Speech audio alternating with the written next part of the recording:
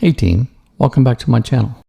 Let us look at declaring floating point numbers. We have two data types, an F32, which has 6 digits of precision, and notice the range, and then a 64 that has 15 digits of precision. To make this work, you just say let, here's our variable name, and there's the data type, separated by a colon, equals some value. We know an F32 only has 6 digits of precision, so it will start rounding up at the end. Now notice the placeholder where I say 0. See it here and here? Well, both of those are optional, so we don't need to put those in, or if we like seeing the placeholder, that's fine. And then we have a 64. A 64 has 15 digits of precision, and here you can see on this one I'm going to round it up to 2 digits and then round it to just 10 digits. Let's check out our output and notice that we had the big number and we just rounded it to just 10 digits of precision, 2 digits of precision, and that is the floating point number.